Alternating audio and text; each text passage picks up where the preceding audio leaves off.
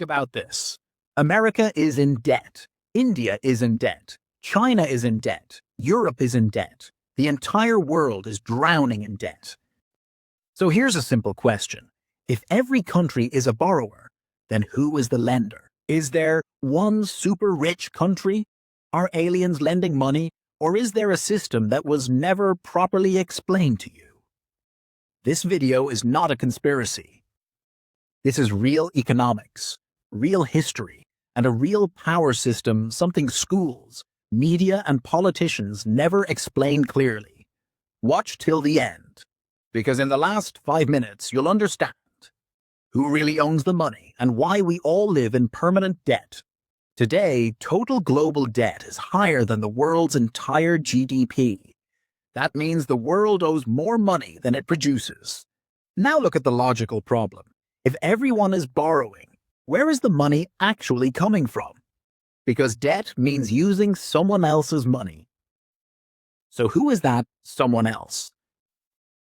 This question has been avoided for centuries because the answer is uncomfortable. When governments need money for roads, military, subsidies, salaries, and election promises, they do more than just raise taxes.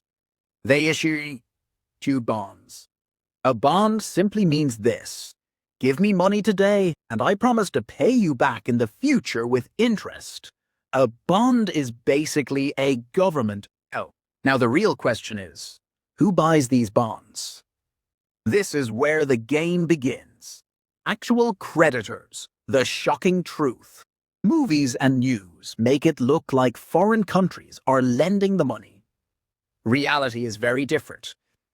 Most government debt is owned by the country's own people and institutions. Bond buyers include banks, insurance companies, pension funds, mutual funds, retirement accounts, and sometimes ordinary citizens.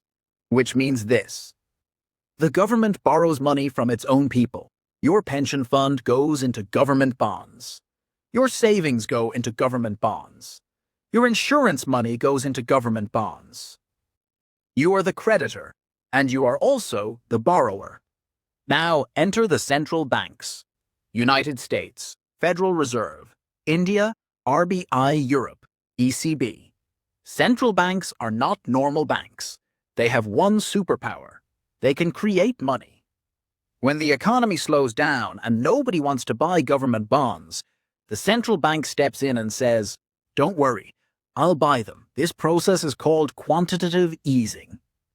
It means the central bank creates new money and uses it to buy government bonds. Money is literally created inside the system. So is debt fake? Now you might be thinking, if money can be printed, why does debt even matter? Here's the biggest twist.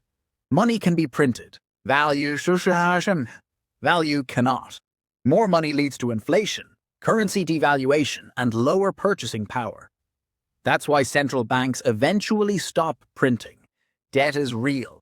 Interest is real. Pressure is real. Only the source of money is invisible. International debt. Countries versus countries. Yes, some debt is international. For example, China buys US Treasury bonds. Japan buys US bonds. But the reason is not power, it's safety. US bonds mean stable returns, a strong currency, and global trust. But remember this: international debt is only a small portion. Most debt always stays domestic and with central banks. The main question: who owns the money? Not governments, not rich countries, not billionaires. The system itself. Money is a tool. Debt is a control mechanism. You work, you pay taxes, you save money. That money goes into government bonds.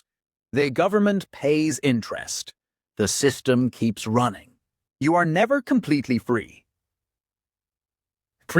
Because the system needs a constant debt cycle. Because being debt-free means slower growth, less control, and an unstable system. Debt is economic fuel. Controlled debt creates growth. Uncontrolled debt causes collapse. That's why countries never eliminate debt. They only manage it. Final truth. The essence of this video. If you understand this, You're ahead of 90% of people. Every country is in debt because modern economies run on debt.